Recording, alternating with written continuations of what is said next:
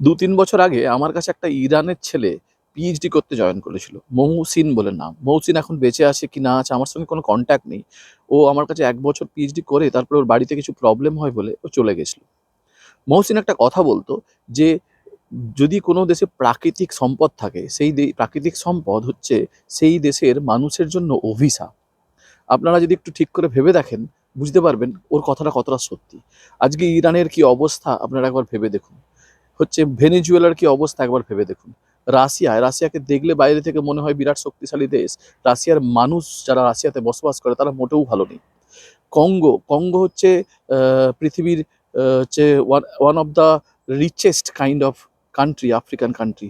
আর হচ্ছে ওদের অবস্থা সবথেকে গরিব অবস্থায় ওরা কেটে আছে, কাটাচ্ছে দিন। মানুষজনের কথা বলছি। তো আপনারা সবাই বুঝতেই পারছেন আমি কি বলতে চাইছি। ইরানের ওয়ার, ইরানের যে সুপ্রিম লিডার ছিল খেমনি, ও তো মারা গেছেই, কালকে না পরশুদিন মারা গেছে। এক্ষুনি একটা খবর জাস্ট আমি পড়লাম যে ওর ছেলে যে হচ্ছে সেকেন্ড সুপ্রিম লিডার সিলেক্টেড হয়েছিল, তাকেও ইউএস স্ট্রাইক মেরে দিয়েছে, স্ট্রাইক করে মেরে দিয়েছে। তো ওদের এখন কেউ সুপ্রিম লিডার নেই।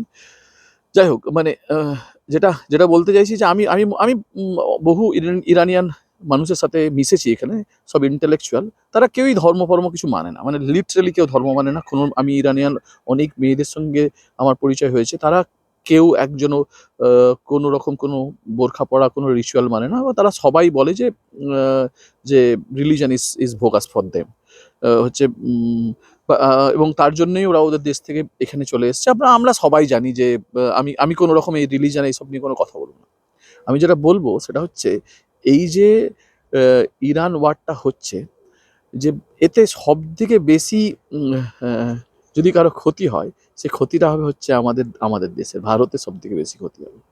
তার কারণটা আমি বলি, ইরান আমাদের সব দিনই হচ্ছে বন্ধু দেশ, এবং ইরান থেকে আমরা সব দিনই হচ্ছে সুবিধা পেয়েছি, তেল পেয়েছি সব দিনই। মানে মনে হয় এখনো পর্যন্ত 10 থেকে 11% তেল ওখান থেকেই আসে। তারপরেও হচ্ছে আমি ধরুন বললাম যে তেল ওখান থেকে না কিনে অন্য জায়গা থেকে কেনা হবে।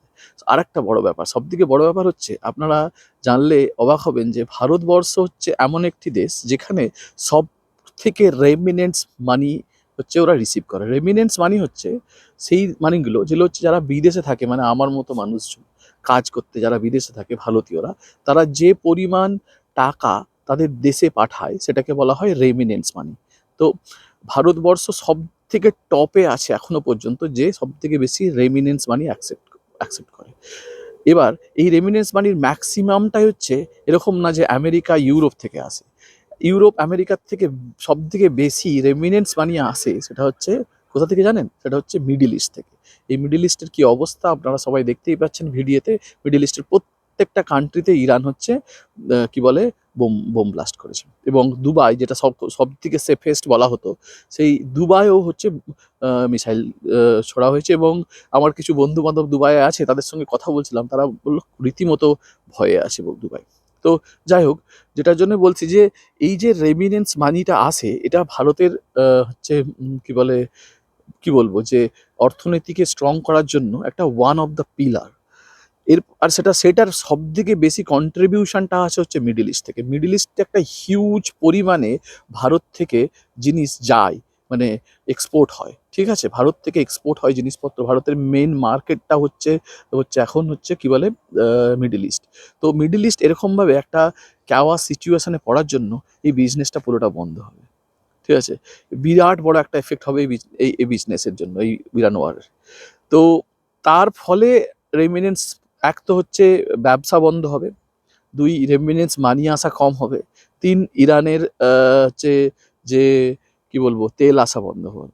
তো এই সব মিলিয়ে মিশিয়ে হচ্ছে সব থেকে বেশি যদি কারো ক্ষতি হয় সেটা আমার মনে হয় আমাদের দেশেরই ক্ষতি হবে। আরেকটা কথা, আমি আমি জানি না, মানে আহ, আহ, আমার না এই আমেরিকান গভর্নমেন্ট যে কোনোদিনই সে যেই থাকুক, এদেরকে কোনোদিনই খুব একটা বিশ্বাস হয় না। তার কারণ ইতিহাস তো বলে যে মিডল ইস্টে এই ক্যাওয়াস তৈরি করার পেছনে কার হাত? ঠিক আছে? রাশিয়া এবং আমেরিকা এরা দুজনে মিডল ইস্টটাকে পুরোটাকে ধ্বংস করে পৃথিবীর শুধুমাত্র এই যে সম্পদ মানে এই যে তেল যে সম্পদ, এই তেলটাই হচ্ছে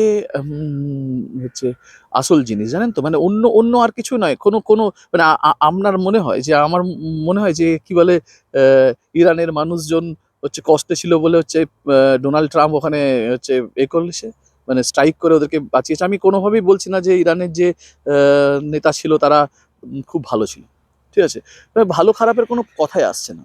ব্যাপারটা হচ্ছে, প্রশ্নটা হচ্ছে যে এরা যে স্ট্রাইক করলো এবং দুজন লিডারকে, বড় বড় লিডারকে ও বাকিদেরকে সবাইকে মেরে দিয়ে বুঝতেই পারা যাচ্ছে যে এরা চাইছে যে পুরো কন্ট্রোলটা, মানে ইউএস চাইছে পুরো কন্ট্রোলটা হচ্ছে ও ইউএস এর হাতে আসুক।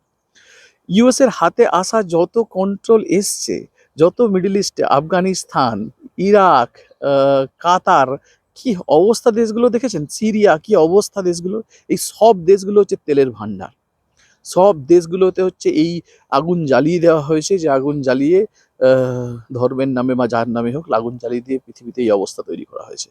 এবং এরকম না যে হচ্ছে আমেরিকা এদের দেশে শান্তি করবে, কিচ্ছু না।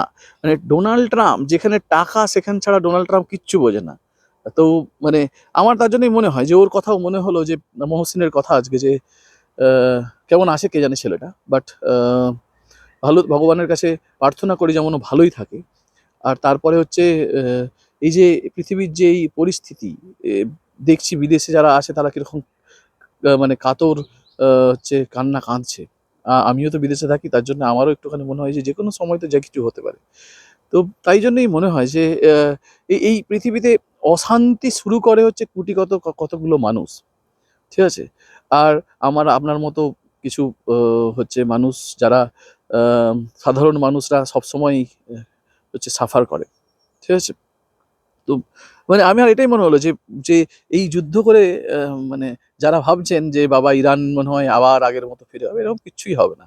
যেটা কিচ্ছু হবে না আলটিমেটলি, যে উম, মধুর ভান্ডার থেকে মধুটা কেউ খেয়ে নেবে এবং সে মধু খেয়ে তারা তাদের মতো করে উড়ে যাবে। মানে আমেরিকা এমন একটা জায়গায় অবস্থিত যে কোনো রকম কোনো যুদ্ধে আজ পর্যন্ত দেখেছেন আমেরিকানরা হচ্ছে কি বলে প্রবলেম ফেস করেছে? আমেরিকানরা কোনোদিনই কোনো প্রবলেম ফেস করে না, ঠিক আছে? ওরা এমন একটা জায়গায় অবস্থিত, যত কিছু প্রবলেম ওরা দূরে যায়, ঘাঁটিতে যেয়ে যুদ্ধ করে দিয়ে তারপরে মানে সঞ্চয় তুলে নিয়ে চলে আসে।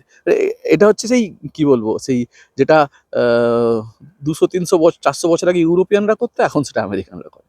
তো পুরো পুরো পৃথিবীর মানে পৃথিবীর পরিস্থিতিকে এরা নষ্ট করে দেয়। যাই হোক, এই যুদ্ধের মহলে আহ, নিজের আহ, মানে নিজেকে শক্ত করে রাখাটাই খুব মুশকিল।